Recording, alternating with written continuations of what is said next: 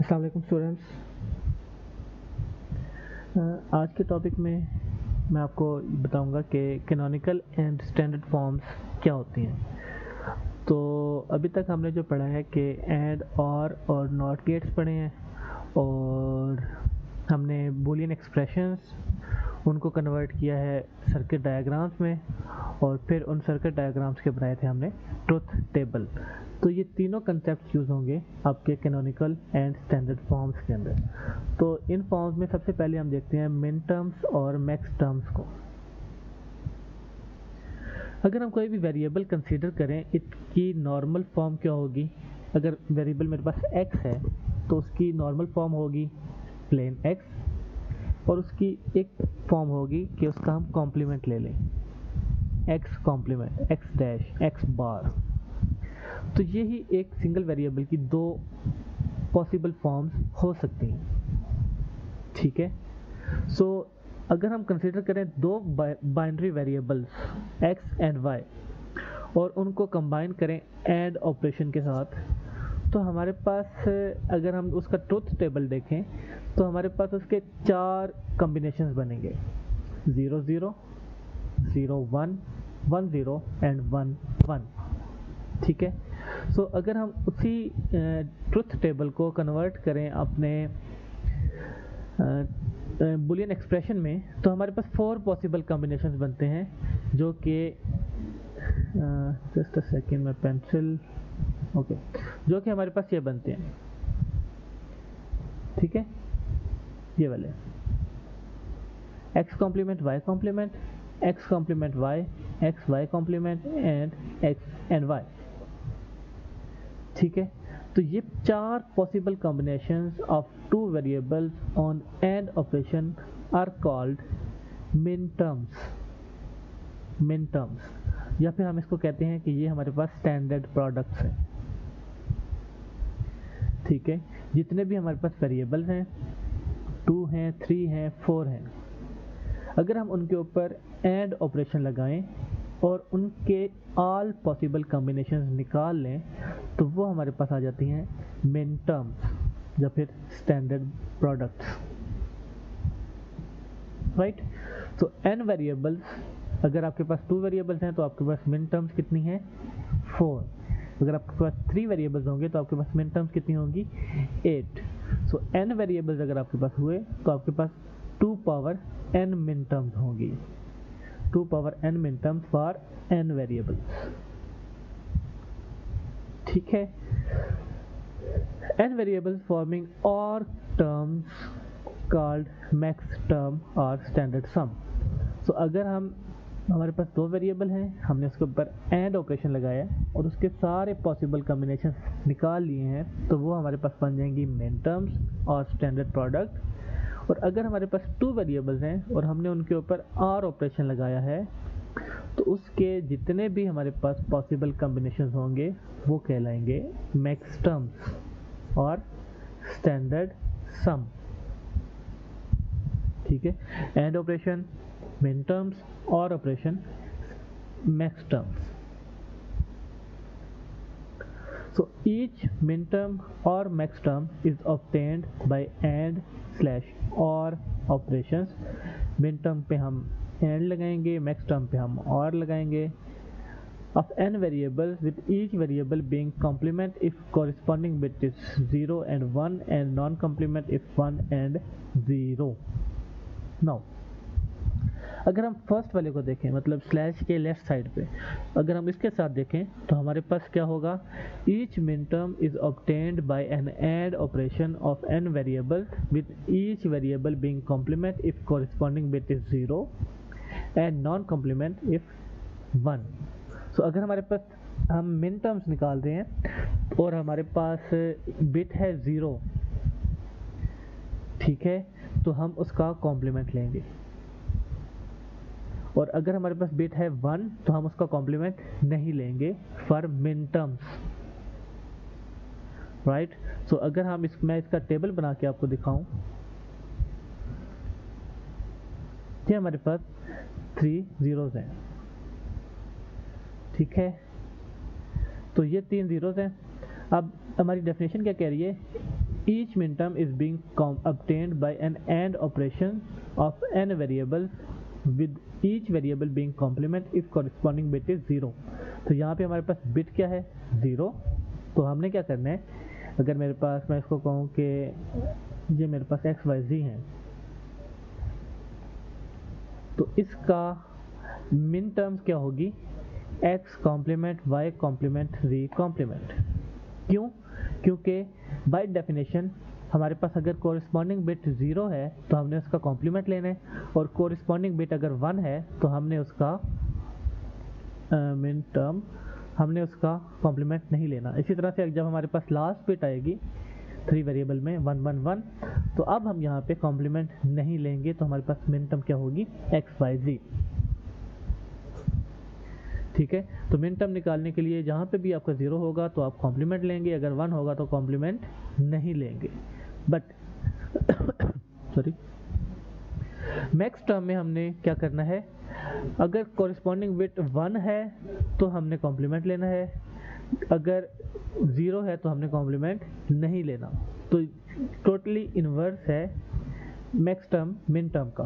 तो max term क्या होगी, अगर तो 0 है तो हमने कॉम्प्लीमेंट नहीं लेना, तो हमारे पास एक्स वाई जी आ गई, और अगर 1 है तो हमारे पास हमने कॉम्प्लीमेंट लेना है। तो अगर हम मैक्स टर्म की डेफिनेशन यहाँ से पढ़ें, each max term is obtained by N or operation. अब हम राइट साइड पे पढ़ रहे हैं स्लैश के, each max term is obtained by N or operation of N variables with each variable being complement if corresponding bit is 1 and non complement if corresponding bit is 0। तो अगर 0 होगी तो हमने कॉम्प्लीमेंट नहीं लेना, अगर 1 होगी तो हमने कॉम्प्लीमेंट लेना है। सो मिन टर्म्स एंड मैक्स टर्म्स एक दूसरे के टोटली अपोजिट हैं, राइट। अगर हम यहाँ पे कोई बिट लें 0 1 0, तो मिन टर्म इसकी क्या होगी, इसकी मिन टर्म होगी कि जहाँ पे भी आपका 0 है तो आपने कॉम्प्लीमेंट लेना है, तो x कॉम्प्लीमेंट, 1 है तो कॉम्प्लीमेंट नहीं लेना y, और 0 है तो कॉम्प्लीमेंट लेना है z कॉम्प्लीमेंट। और इसकी मैक्स टर्म क्या होगी, जहाँ पे 0 है वहाँ पे कॉम्प्लीमेंट नहीं लेना, जहाँ पे y है वहाँ पे कॉम्प्लीमेंट लेने। So x y complement and z, तो ये आपके पास होगी इसकी मैक्स टर्म। तो अगर आप इसको देखें तो ये टोटली अपोजिट है, यहाँ पे x और z का कॉम्प्लीमेंट है, y का कॉम्प्लीमेंट नहीं है, यहाँ पे जस्ट y का कॉम्प्लीमेंट है, x और z का कॉम्प्लीमेंट नहीं है। ठीक है, तो ये है डेफिनेशन आपकी मिन टर्म और मैक्स टर्म की। Okay, each min term is complement of its max term and vice versa. So min term max term का कॉम्प्लीमेंट है और मैक्स टर्म मिन टर्म का कॉम्प्लीमेंट है। यहाँ पे मैंने एक चीज़ यहाँ पे गलत लिखी है कि जब हम मिन टर्म बना रहे हैं तो हमने एंड ऑपरेशन लेना है, लेकिन जब हम मैक्स टर्म बनाएंगे तो हम और ऑपरेशन लेंगे।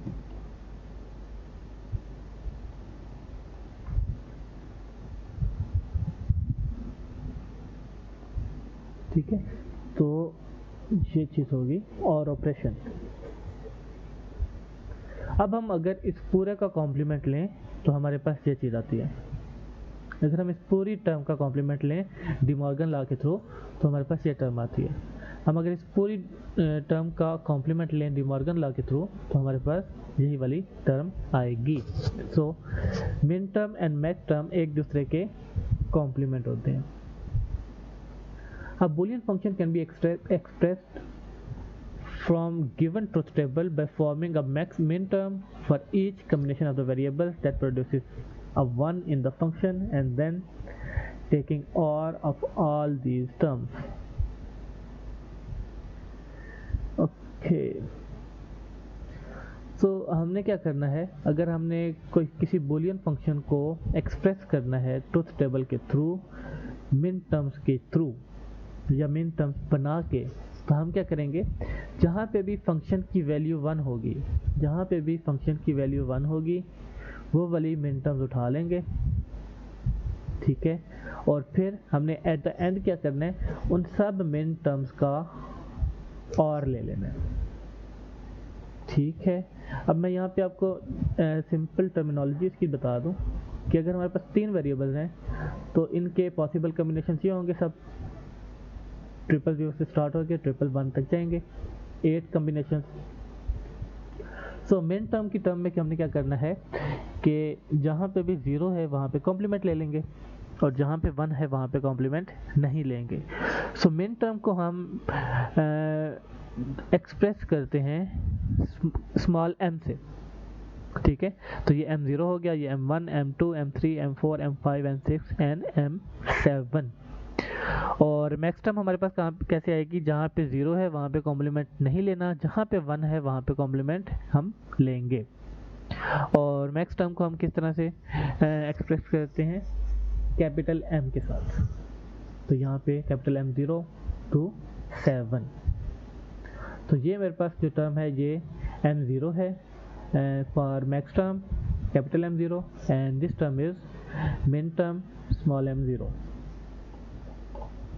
ओके तो मैंने आपको बताया कि आप किसी भी ट्रुथ टेबल को मिन टर्म्स के थ्रू बूलियन फंक्शन में कन्वर्ट कर सकते हैं, बूलियन एक्सप्रेशन में कन्वर्ट कर सकते हैं। सो हम कैसे करेंगे, अगर हम f1 को देखें तो जहाँ पे भी 1 है वो वाली मिन टर्म्स हम उठा लेंगे। तो यहाँ पे 1 है तो that is x complement y complement z, x complement y complement z।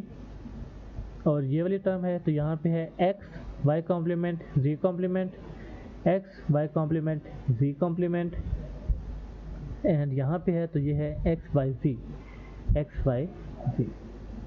ठीक है। तो ये मेरे पास जो है 001 दिस इज m1, क्योंकि ये m0 है तो ये m1 होगी small m for min term. This is m4 0 1 2 3 4 m4 and 5 6 7 this is m7, so this is m7, ठीक है। तो हमने इसका ये एक्सप्रेशन लिख दी। सिमिलरली अगर हम f2 को कन्वर्ट करें तो हम जहाँ पे भी 1 है उसको देखेंगे, ये है ये है ये है एंड ये है। तो यहाँ पे हमारे पास क्या है x कॉम्प्लीमेंट yz, देन अगर हम इसको देखें तो ये है x y कॉम्प्लीमेंट z, ये टर्म आ गई। देन इसको देखें तो x y z कॉम्प्लीमेंट, ये टर्म आ गई and then x y z ये कॉम्प्लीमेंट, ये टर्म आ गई। और अगर हम इसको m की फॉर्म में लिखें तो this is m3 0 1 2 3 then 4 and 5 6 and 7। तो ये हमारे पास मेन टर्म्स आ गई इस तरह से। Sum of min terms. Any Boolean function can be expressed as sum of min terms. तो यहाँ पे sum का क्या मतलब है कि हम और लेंगे उसका। If we take complement of f1 that means all those values where function is off. So हमने क्या करना है, हमने वो सब वैल्यूज लेनी है जहाँ पे फंक्शन की वैल्यू 0 है, फंक्शन ऑफ है। तो फंक्शन यहाँ पे ऑफ है, यहाँ पे ऑफ है, ये ऑफ है, ये ऑफ है एंड ये ऑफ है। हमने जस्ट वो वाली वैल्यूज कंसीडर करनी है जहाँ पे फंक्शन की वैल्यू 0 है, फंक्शन ऑफ है। फंक्शन ऑफ का क्या मतलब है कि फंक्शन की आउटपुट 0 है।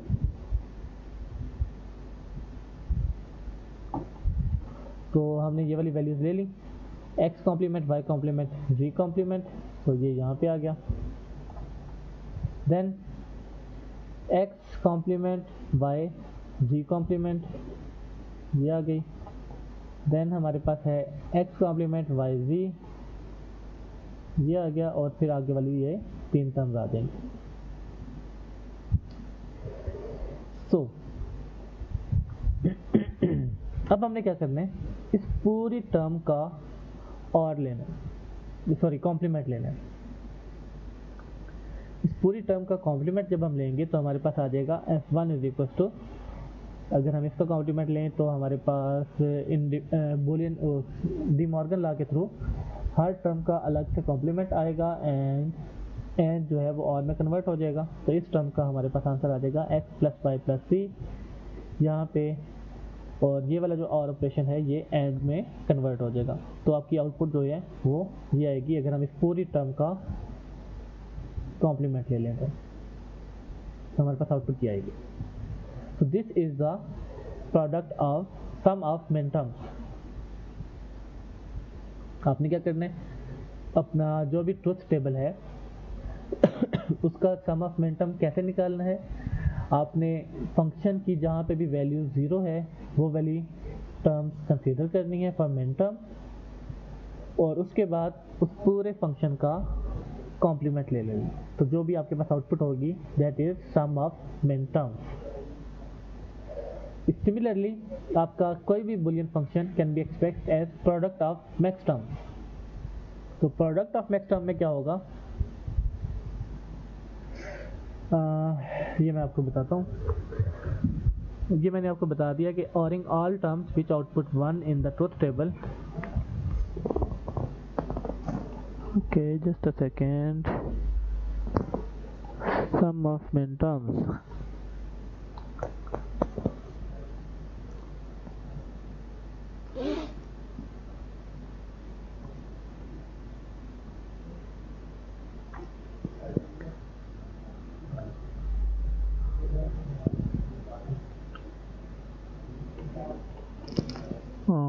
just a second guys।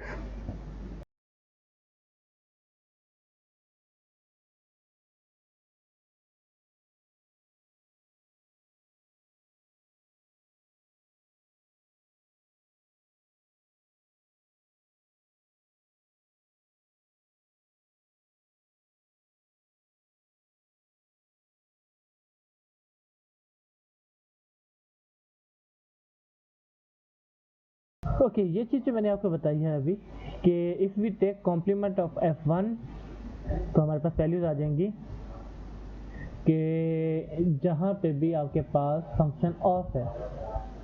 ये बात तो समझ आती है ना। तो अगर हम हमारे पास फंक्शन की वैल्यू थी 1, हम उसका कॉम्प्लीमेंट लेंगे तो दैट मीन्स कि हम उन सब टर्म्स को छोड़ रहे हैं जहाँ पे फंक्शन की वैल्यू 1 है।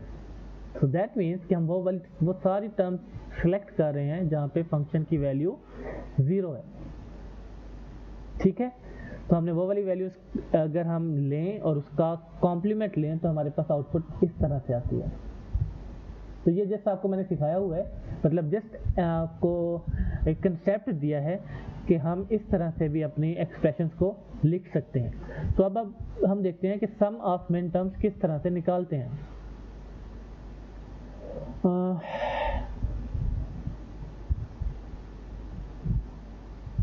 ऑरिंग ऑल टर्म्स, अब ऑरिंग का क्या मतलब है कि हमने क्या करना है कि और मतलब प्लस करना है उन टर्म्स को। ऑरिंग का यहाँ पे मैंने ऊपर लिखा भी था कि ऑरिंग मीन्स सम मीन्स ऑरिंग, तो ऑरिंग मीन्स सम। तो ORing all terms which output 1 in the truth table. सबसे पहले तो हम सम ऑफ मिन टर्म्स को देखते हैं कि अगर आपके पास जहाँ भी वैल्यू फंक्शन की 1 आ रही है, आपने उन सब मिन टर्म्स का और जब आप लेंगे तो it is convenient to express boolean function in its sum of min terms. If the function is not in this form, it can be made so by first expanding the expression into a sum of and terms. इसकी मैं एक example आपको करवा देता हूँ, फिर उसके बाद मैं ये एग्जांपल पढ़ते हैं, इसकी डेफिनेशन पढ़ते हैं। सो हमारे पास एक गिवन प्रॉब्लम है, ये express the function f is equals to a plus b complement c as sum of min terms। तो आपके पास क्वेश्चन भी इसी तरह से आएगा कि आपके पास एक बुलियन एक्सप्रेशन गिवन होगी, आपने उसको सम ऑफ मिन टर्म्स में कन्वर्ट करना। ठीक है, सो अब हम सबसे पहले जो इसके ऊपर एनालिसिस करेंगे वो ये होगा कि इसके अंदर टोटल वेरिएबल्स कितने हैं। ठीक है, इसके अंदर टोटल वेरिएबल्स कितने हैं, ए बी एंड सी। तो हमने अपने एनालिसिस के बाद ये इन्फर किया है कि हमारे पास इस एक्सप्रेशन में 3 वेरिएबल्स हैं। अब मिन टर्म्स के लिए आपने अगर मिन टर्म्स निकालनी है, सम ऑफ मिन टर्म निकालना है, तो लाजमी है कि आपकी हर टर्म में, अगर मेरे पास मैं इसको एक टर्म बोलता हूँ या फिर हम इसको एक टर्म बोलते हैं और ये मेरे पास एक सेकंड टर्म है, तो इस पूरी एक्सप्रेशन में 2 टर्म्स हैं। तो अब हमने जब मिन टर्म निकालना है तो ये लाजमी है कि हर टर्म में जितने वेरिएबल्स उस पूरी एक्सप्रेशन में हैं, जो कि 3 है इस केस में, तो हर टर्म में 3 वेरिएबल्स एग्जिस्ट कर रहे हों। क्योंकि हमने जब टेबल बनाया था 3 वेरिएबल का, तो उनकी जो मिन टर्म्स थी, तो हर मिन टर्म में 3 वेरिएबल्स थे। ठीक है, तो इसी तरह से जब आप 4 वेरिएबल्स का मिन टर्म या मैक्स टर्म निकालेंगे तो उसकी हर टर्म में, मिन टर्म या मैक्स टर्म में 4 वेरिएबल्स लाजमी एग्जिस्ट करते होंगे। तो सबसे पहला काम हमने ये करना है कि अपनी हर टर्म में जितने भी वेरिएबल्स उस एक्सप्रेशन में इंक्लूडेड हैं वो सब लेकर आने हैं। कैसे? अब ए टर्म है, हम जस्ट इसको कंसीडर कर रहे हैं, तो इसमें B and C 2 variables missing है। ठीक है, तो हमने अब क्या करना है कि जो हमारे पास वेरिएबल है उसके साथ एंड लेना है बी प्लस बी कॉम्प्लीमेंट का। बी प्लस बी कॉम्प्लीमेंट का हमने क्या करना है, एंड लेना है। और ये हमारे पास पॉस्टुलेट है कि ये किसी चीज़ के इक्वल होता है, तो हम जब एंड लेंगे इसका इसके साथ तो कोई भी इम्पैक्ट नहीं आएगा हमारी आउटपुट पर। तो जब हम इसका एंड लेंगे और हम इसको एक्सपेंड करेंगे तो ए इसके साथ भी मल्टीप्लाई होगा, ए इसके साथ भी मल्टीप्लाई होगा, तो हमारे पास ये चीज़ आ गई। अब ये 2 टर्म्स हैं, इसमें भी सी नहीं है, इसमें भी सी नहीं है, तो अब हमने क्या करना है, इन दोनों टर्म्स में सी को भी लेकर आना है, क्योंकि सी इज अ मिसिंग वेरिएबल है। तो सी लेके आने के लिए हम इसके साथ दोबारा एंड करेंगे सी प्लस सी कॉम्प्लीमेंट, और यहाँ पे भी इस टर्म में सी के लाने के लिए सी प्लस सी कॉम्प्लीमेंट करेंगे। तो ये हमारे पास हो गया A B C plus A B C complement plus A B complement C plus A B complement C complement. तो ये हमारी जो पूरी टर्म है ये ए के इक्वल होगी। अब ए की जगह पे हम लिखेंगे ये वाली टर्म। सिमिलरली अगर हम सेकंड टर्म को देखें तो यहाँ पे ए का ए वेरिएबल मिसिंग है, तो हम इस पूरी टर्म के साथ ए कॉम्प्लीमेंट को एंड करवा देंगे, और जब हम इसको मल्टीप्लाई करवाएंगे तो हमारे पास आ जाएगा A B complement C plus A complement B complement C. ठीक है, तो अब हमारे पास अपडेटेड ए की वैल्यू ये हो गई, अपडेटेड बी कॉम्प्लीमेंट सी की वैल्यू ये हो गई। तो हमारे पास फंक्शन था F is equal to A plus B complement C.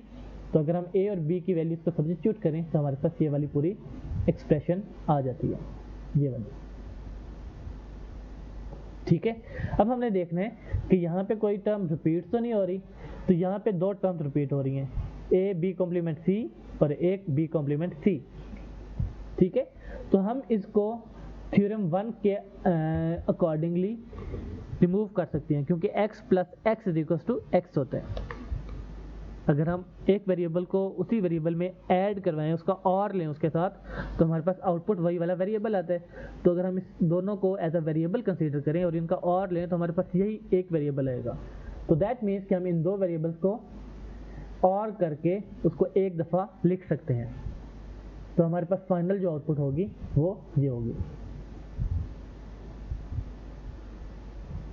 So A complement B complement C plus this and this. So ये है आपका उस एक्सप्रेशन का जो कि गिवन था, फंक्शन था, उसका सम ऑफ मिन टर्म्स। ठीक है, तो अगर आपने एक फंक्शन को in terms of sum of min terms लिखना है तो ये पूरा प्रोसीजर होगा आपके पास। मैं रिपीट कर देता हूँ, आप सबसे पहले वेरिएबल्स काउंट करेंगे कि आपकी एक्सप्रेशन में कितने वेरिएबल्स हैं, देन आप हर टर्म में वेरिएबल्स को पूरा करेंगे। वेरिएबल पूरा कैसे करते हैं कि हम 1 बाय 1 सारे वेरिएबल्स ऐड करते जाते हैं। हम वेरिएबल्स ऐड कैसे करेंगे, जो भी वेरिएबल मिसिंग है उसका b प्लस बी कॉम्प्लीमेंट, अगर b वेरिएबल मिसिंग है उसका कॉम्प्लीमेंट और उसकी और नॉर्मल फॉर्म का और हम ऐड करवा देंगे अपने वेरिएबल के साथ। एंड सिमिलरली अगर हम थर्ड वेरिएबल में मिसिंग है तो हम हर टर्म के साथ थर्ड वेरिएबल का भी यही सिनेरियो क्रिएट करेंगे। तो हमारे पास एक टर्म में वेरिएबल्स पूरे हो गए, देन हम सेकंड टर्म को एनालाइज करेंगे और वहाँ पे भी हम वेरिएबल्स को वेरिएबल्स को पॉपुलेट करवाएंगे, ठीक है। देन हम सब पूरी जो हमारे पास न्यू वैल्यूज़ हैं उनको सब्स्टिट्यूट कर देंगे अपनी ओरिजिनल फंक्शन की इक्वेशन में, और रिपीटिंग टर्म्स को हम एक दफ़ा लिख सकते हैं क्योंकि हमारे पास थ्योरम है कि अगर हम दो वेरिएबल्स को का और लें तो हमारे पास वही वाली आउटपुट आती है। और जब आप ये वाला भी प्रोसेस या स्टेप कर लेंगे तो आपके पास जो आउटपुट होगी वो बेसिकली आपकी सम ऑफ मिन टर्म्स होगी उस स्पेसिफिक फंक्शन की।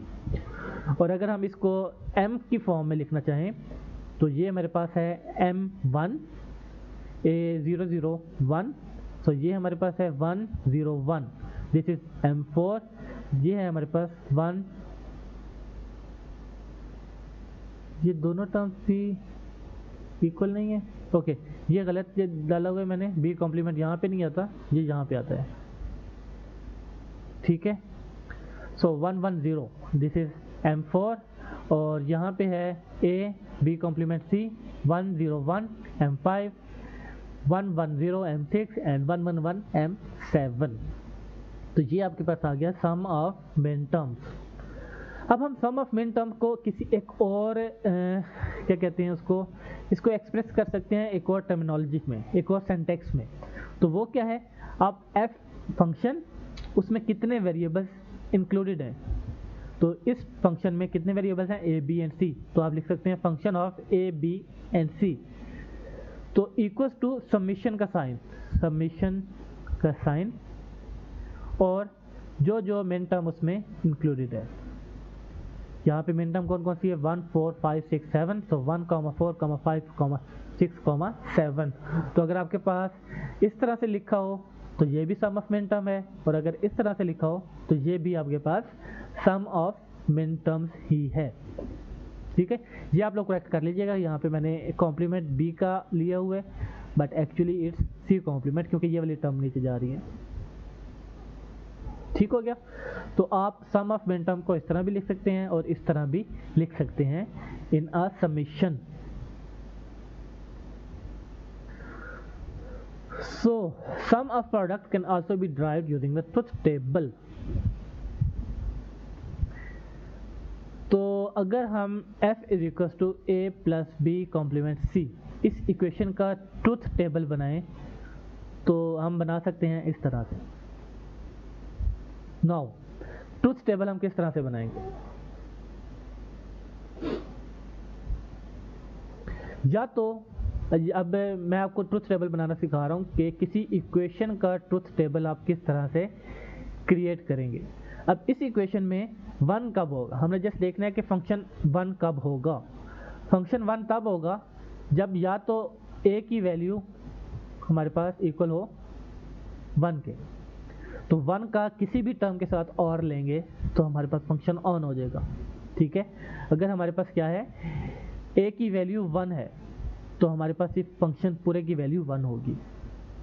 तो जहाँ पे भी a की वैल्यू 1 है 1 1 1 1, तो हमारे पास फंक्शन 1 है। ये चार टर्म तो हमने निकाल ली। अब अगर a 0 है तो अब हमारा 1 कब होगा, ये दोनों एंड है तो दैट मीन्स कि इन दोनों को 1 होना चाहिए, तभी हमारा जो पूरा फंक्शन है वो 1 होगा।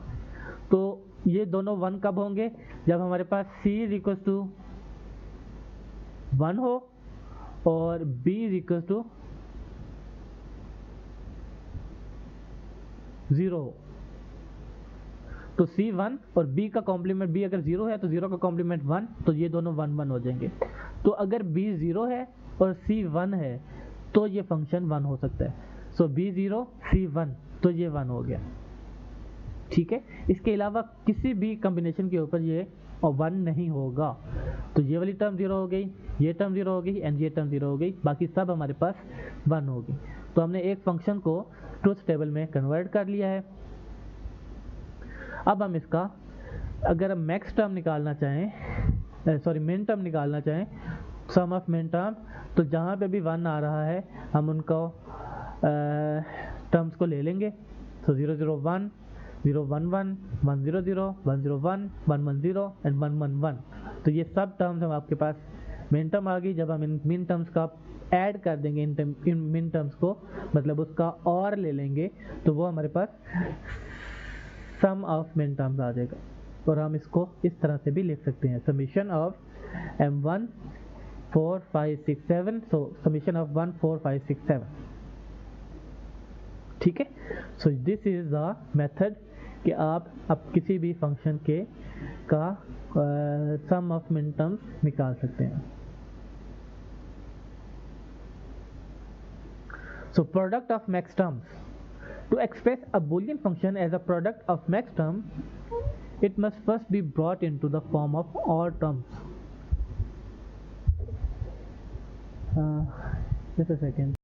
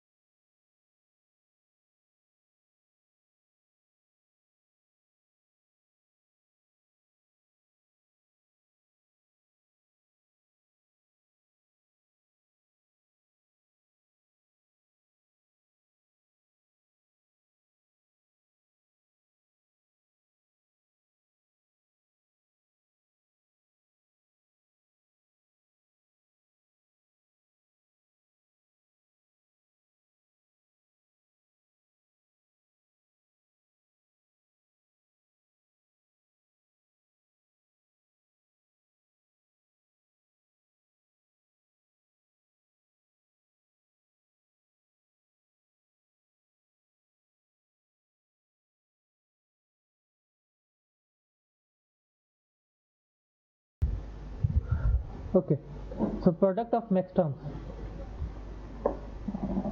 To express a Boolean function as a product of max terms, it must first be brought into the form of all terms.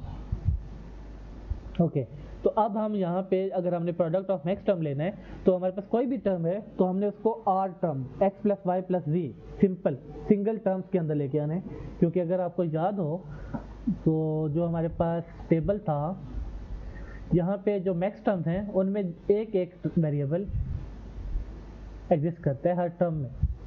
तो हम ऐसे नहीं लिख सकते X Y plus Y complement plus C, तो हर टर्म में हमारे पास एक एक वेरिएबल होना चाहिए, ठीक है। तो यहाँ पे हम यूज़ क्या करेंगे, यहाँ पे हमारे पास यूज़ होगा distributive law, X plus Y Z. अगर हमारे पास कहीं पे भी दो टर्म्स हैं तो हम उसको लिख सकते हैं एक्स प्लस वाई और एक्स प्लस जी, ठीक है। तो आपने इस तरह से अपना टर्म्स को रीशेप करना है using distributive law. So if अब यहाँ पे अगर हमारे पास कोई वेरिएबल मिसिंग है तो हम क्या करेंगे, if any variable is missing it can be ORed with X X complement, X dot X complement, ठीक है। जैसा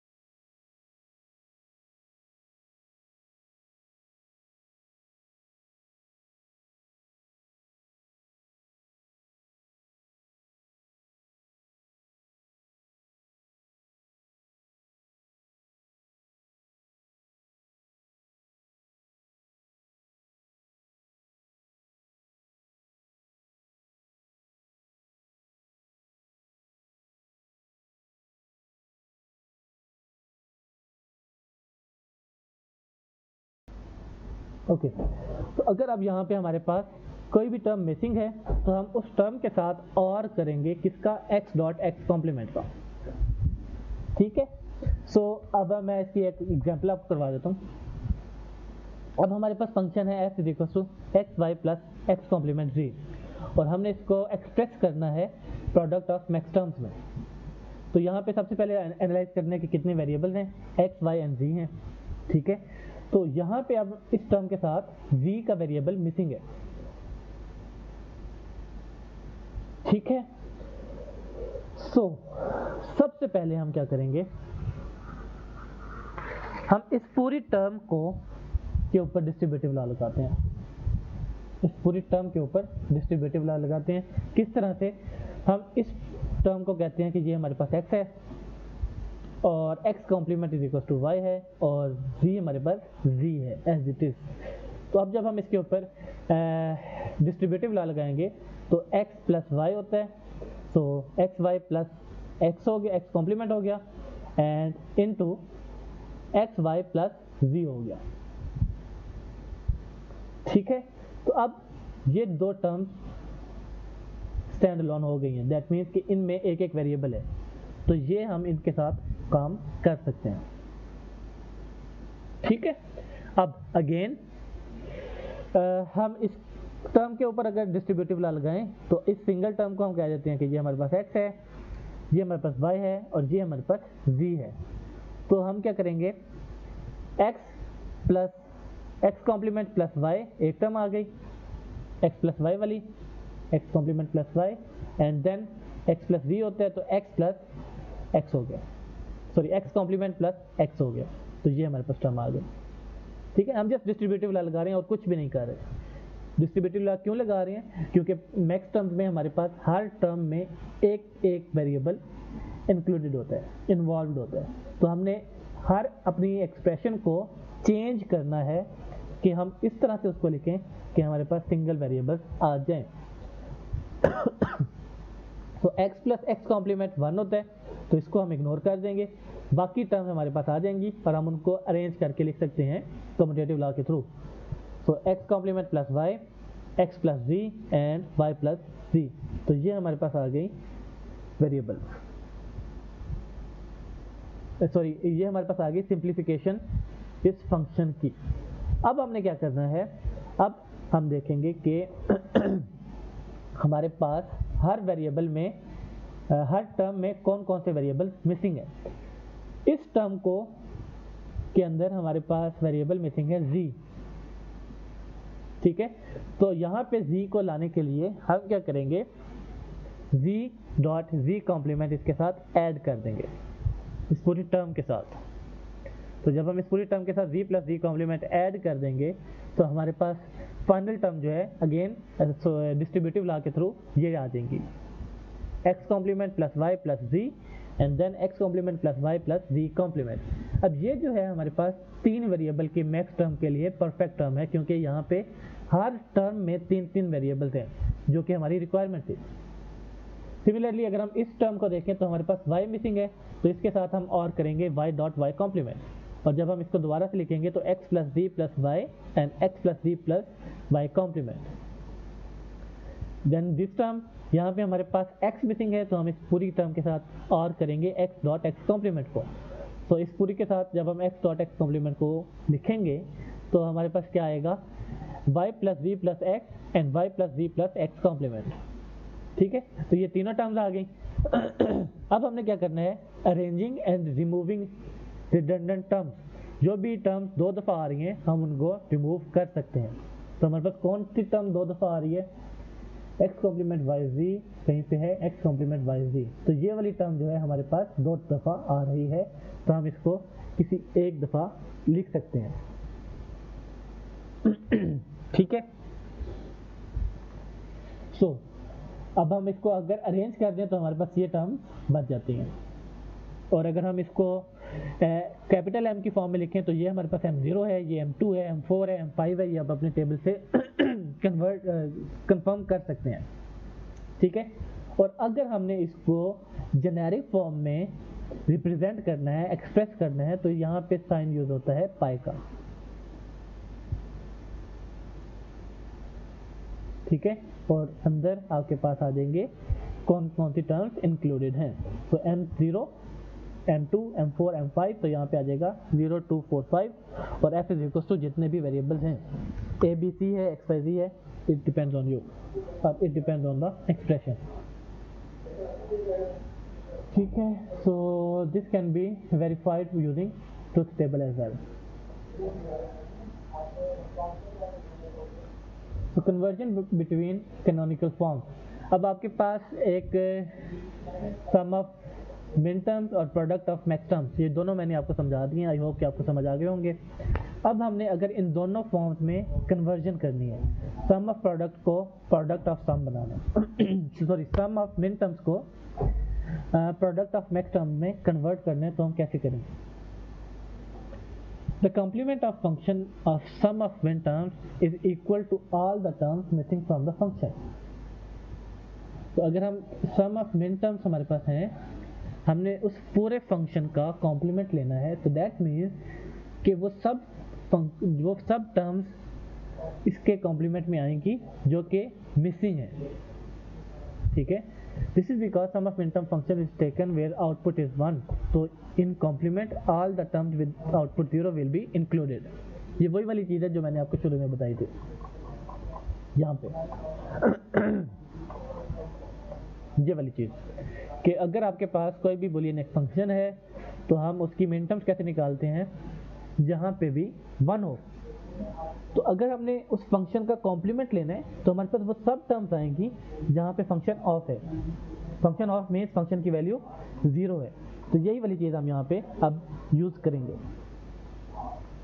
कि अगर हमारे पास सम ऑफ मिन टर्म्स हैं, तो दैट मीन्स कि ये वो वाली वैल्यूज हैं जहाँ पे वैल्यू या फंक्शन की आउटपुट 1 है। तो अगर हमने इसका कॉम्प्लीमेंट लेना है, तो दैट मीन्स कि वो सब टर्म्स इंक्लूडेड होंगी जहाँ पे फंक्शन की आउटपुट 0 है या 0 होगी। सो अगर हमारे पास फंक्शन है ए बी सी और उसका सम ऑफ मिन टर्म्स है 1 4 5 6 7, ये हमारे पास मिन टर्म्स में इंक्लूडेड है। सो दैट मीन्स कि हमारे पास जो फंक्शन होगा इसका कॉम्प्लीमेंट, तो इसमें वो सब टर्म्स होंगी, कॉम्प्लीमेंट में वो सब टर्म्स होंगी जो इस फंक्शन में नहीं है। तो यहाँ पे 0 नहीं है, 2 नहीं है एंड 3 नहीं है। तो इस फंक्शन के कॉम्प्लीमेंट में हमारे पास क्या आएगा? एफ कॉम्प्लीमेंट ऑफ फंक्शन के complement of X by A B C is equal to summation of 0 to 3। ठीक है, सो अगर हम इस पूरे फंक्शन का दोबारा से कॉम्प्लीमेंट लें, तो हमारे पास क्या आ जाएगा? अगर हम इस पूरे फंक्शन का दोबारा से मिन टर्म लें, सॉरी कॉम्प्लीमेंट लें, तो हमारे पास ये वाली चीज़ आ जाएगी। ठीक है, और अगर हम इसको दोबारा से राइट करें, तो हमारे पास ये वाली चीज़ आ जाती है।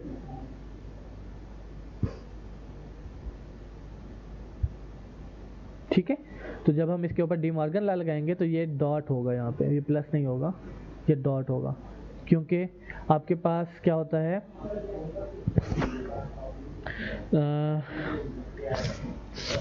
ठीक है, आपके पास जब डी मॉर्गन लॉ लगता है तो कॉम्प्लीमेंट अलग अलग इम्प्लीमेंट होता है हर टर्म के ऊपर, और जो एंड है वो और में कन्वर्ट हो जाता है। तो यहाँ पे जो एंड है ये और में कन्वर्ट हो जाएगा। ठीक है, और आपके पास जब आप इसका कॉम्प्लीमेंट लेंगे इस पूरी टर्म का m0 का, तो ये m कैपिटल 0 बन जाएगा, क्योंकि मैंने आपको शुरू में बताया था कि ये एक दूसरे के इन्वर्ट होती हैं। अगर आप 0 0 0 की टर्म को देख रहे हैं, तो वो मिन टर्म्स में स्मॉल m होता है, और मैक्स टर्म में वो, अगर मैं दोबारा से यहाँ पे दिखाऊं, तो यहाँ पे m0 जो है वो x complement y complement z complement है, बट आपके पास जो m0 है that is x plus y plus z।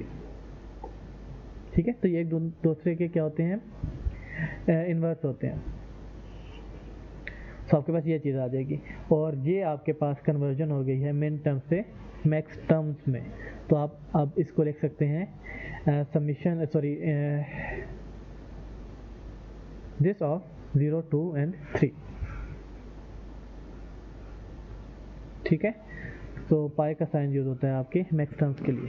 तो यहाँ पे अब हम कह सकते हैं कि अगर हम किसी भी टर्म मिन टर्म का कॉम्प्लीमेंट लेते हैं, तो दैट मीन्स कि अगर हमारे पास एम जे का कॉम्प्लीमेंट लेते हैं एम ऑफ जे का, तो ये इक्वल होगा कैपिटल एम ऑफ जे के। जस्ट आपका टर्म इन्वर्ट हो जाएंगी, आपकी जो भी मिन टर्म है m0, उसका जब हम इन्वर्ट लेंगे तो वो कैपिटल M of 0 में कन्वर्ट हो जाएगी। ठीक है। तो max term with subscript j is a compliment of min term with the same subscript and vice versa. To convert from one canonical form to another, firstly find the missing terms and then interchange the summation with pi symbol. So this is the basic rule. अगर आपने conversion करनी है from one canonical form to another, तो आप क्या करेंगे, सबसे पहले आपने उस कैनोनिकल फॉर्म में मिसिंग टर्म्स को ढूंढना है.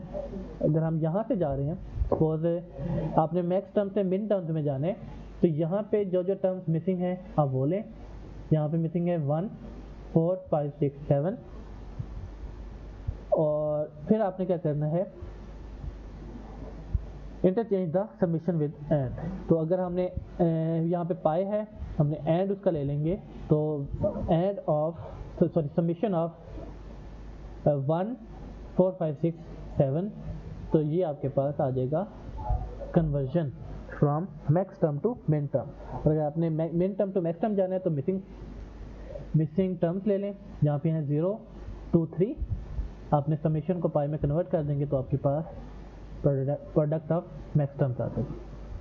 ठीक है, तो this is the basic rule.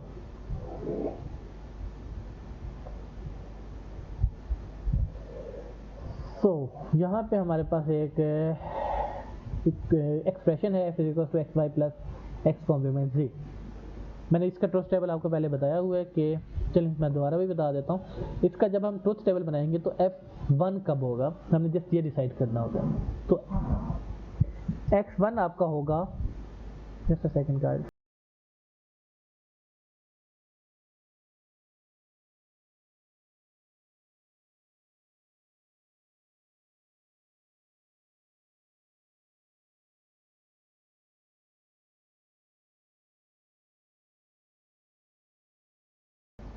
Okay.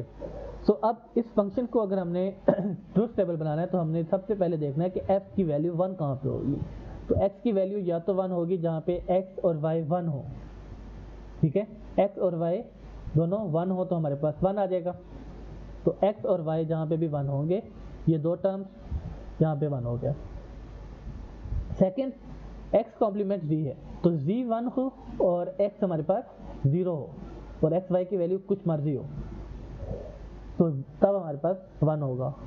x0 z1, तो x0 z1, x0 z1 यहाँ पे एंड x0 z1 यहाँ पे, तो ये आ गया. तो ये चार टर्म्स आ गई आपकी जहाँ पे आपके पास फंक्शन की वैल्यू 1 होगी. तो अगर हम फंक्शन की वैल्यू 1 को देखें तो वो हमारे पास सब आ जाएंगी मिन टर्म्स. अगर फंक्शन की वैल्यू 0 को देखें तो वो हमारे पास आ जाएंगी मैक्स टर्म. तो हम इसको इस तरह से लिख सकते हैं. In canonical form, sum of min terms are product of max terms. All terms must contain all literals. Literals means variable. ठीक है, तो आपके पास हर टर्म में हर वेरिएबल का होना लाजमी है, चाहे वो उसकी नॉर्मल फॉर्म हो, कॉम्प्लीमेंटेड फॉर्म हो या अनकॉम्प्लीमेंटेड फॉर्म हो. But in standard form it is not necessary that a term must contain all literals. It can contain 1 2 or more literals. Then in standard form हमारे पास आते हैं दो तरह की types, sum of product and product of sum. ठीक है, ये हम नेक्स्ट लेक्चर में करेंगे. तो यहाँ तक अगर आपका सम ऑफ मिन टर्म या प्रोडक्ट ऑफ मैक्स टर्म में कोई भी क्वेश्चन है आपका, तो you can ask me on my email. तो मैं आपको वहीं पे आपको रिस्पॉन्ड कर दूँगा. ठीक है, तो thank you so much, that's it. अगर आपका कोई क्वेश्चन है तो आप मुझसे ईमेल पे पूछ सकते हैं. अपना ख्याल रखिएगा. अल्लाह हाफिज़.